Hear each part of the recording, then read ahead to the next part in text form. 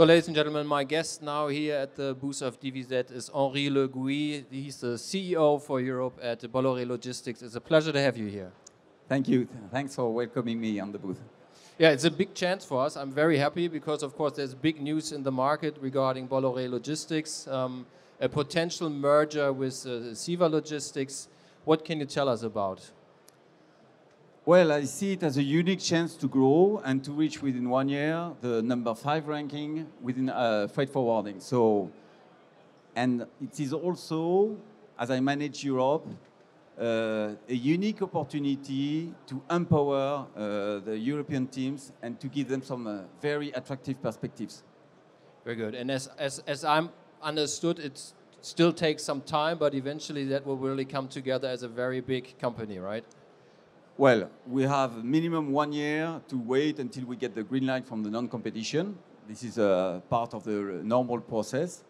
But then I think things will move much faster and we will start creating synergies for the future. Let's talk about Bolloré. What will you bring in as from the European perspective into such a merger? How big is Bolloré in Europe? I think Bolloré is a major player within the freight forwarding world in Europe. Air freight-wise, which is the best way to measure our performance, we are now ranking number 7. We are ranking number 4 in Switzerland. We are ranking number 6 in Italy. So we are not only a French player. We still have this leadership, historical leadership in France. But our ambition is really to become a global player and especially one of the European leaders. Which are the most important markets for you in Europe? Historically, we come from France, but we have sharply developed 2 markets in Europe, which are now getting a fierce competition. One is UK, if UK is still part of Europe, and Germany. And they have similar size, roughly 500 people each, and they have extremely nice performance, especially in our key driving verticals. Which are the key driving verticals in Germany? In Germany, we had spectacular developments in pharma industry. You know, since COVID time, pharma is definitely one of the industry which is the most demanding for global supply chain management. And we have also a historical footprint within aerospace and defense industry. And I think you have just opened a pharma warehouse here in Germany, right? Yes, I think pharma goes along with a strong vertical expertise. You cannot innovate within pharma. You need to stick to best practices. In that sense, we have been happy to open last month the new competence center from our new German competence center for pharma. And I think it will prove our customers that we monitor perfectly well the standards of this industry. I mean, the luxury goods vertical is very, very good for and very big for Bolloré overall. Is that also a big market in Germany? Honestly, I don't. We need to spend more money in Germany. I wish fashion industry could be more developed in Germany, but no, we are more developed in the fashion and cosmetic industry in France, in Italy, and for cosmetics also in the UK. I think we are more strong in Germany in the industrial sector. Well, traditionally, I guess, right? I mean, that's where Germany comes from, actually. So. It fits with your culture and your excellence also, the excellence of the German industry. I mean, we talked about the 3 biggest markets, France, of course, UK, Germany. How many countries are you in Europe overall? We are almost in 20 countries now in Europe. We just opened in Ireland because we see it as a growth potential. And our ambition is to have a comprehensive mapping of all Europe and to promote all kinds of services within the different regions of the world. We see the potential beyond Europe of the growth of nearshoring after the China dependency. And we think that the border regions from Europe will develop much on a strong pace for the future. So which regions would that be? Like Eastern Europe or the Maghreb, or what would that be? Exactly, you are exactly right. I see the potential behind Eastern Europe, behind Turkey, and behind Maghreb, North Africa, where I think some of the industries will relocate. And do you see real production there in these countries, or what will there be? The difficulty when you start to relocate to some productions is firstly to develop local competencies for these industries, and also to develop locally some transport infrastructure that can fit with the new demand. I mean, a very big topic here at the Transport Logistics Fair is this whole topic of sustainability, sustainable transport solutions, logistics solutions.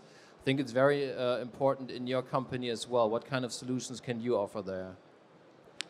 In Bolloré Logistics, we think that with digitization, sustainability is one of our key challenges. There is no future for supply chain management if you cannot integrate carbon-free solutions. This is the future of our industry, but this is the future of our world, basically. So we have started the the Beyond Carbon program with some of our strategic partners, where we have the opportunity to share best practices, because logistics also is made of pragmatism. It's not only wishful thinking, it's also finding solutions to manage efficiently and on a sound cost approach the sustainability of the global logistics. I mean, if you really want to count the emissions, if you really have to sustainable solutions, you have to get your small partners, right? The transportation partners, all these guys in the supply chain to report their emissions. I guess it's a very big task, isn't it? I think it's part of innovation within the process. You will not change the entire world from one day to another, but we have also to bring all the different players of the industry to move to fulfill this challenge. It is essential for each of them to understand that without sustainability, there is no future for our industry. I mean, if you look at the prospects of the industry for this year, 2022 has been a fantastic year for everybody in the industry, extraordinary actually, and now it's back to normal in 2023, or how do you see it? I think 2023, I see it as an adjustment after the tremendous COVID period. It doesn't mean that there is no future for industry. It just means that we are coming to a more sound and realistic approach. Most of us had record high years last year. We will have, I think, a quieter year this year, even if it's very sound, and even if our services in terms of supply chain management are still demanded. But we will come to something much quieter before the rebound. And I see the rebound coming for the end of the year, because the level of inventories will start to reduce. China production is resuming again, so the demand will grow. And when the demand will grow, the difficulties will arise. We have capacity, but there are plenty of different other bottlenecks all along the supply chain management. I see the first bottleneck at the problems of retaining the talents within this industry and finding the right people to deliver the service. And then I see the second bottleneck, major bottleneck, in the different transport infrastructures all over the world. Do you have any specific countries in mind where there are the biggest bottlenecks? I mean, we talked about China, of course, last year. Is it other countries we have to take a look at as well? If I face the different bottlenecks, for talent reduction, Europe is still a problem. To keep people attracted by logistics, to retain the talents, to keep young people motivated by their perspectives within the logistic business. In terms of infrastructures, yes, if we are moving to the new China Plus One concept, then we'll face real difficulties to develop the export production out of certain countries. Indian infrastructure is an issue if we are developing the production there, but there could be other emerging countries which will not have the same level of infrastructure as we have in China today. Yeah, I think one always forgets that China is really a high level, actually. So, we really have to bear that in mind, I guess, right? You are definitely right. That was one of their key success factors, is to have a large workforce, heavy investment in the industry, but also first-class transport infrastructures, like ports and airports.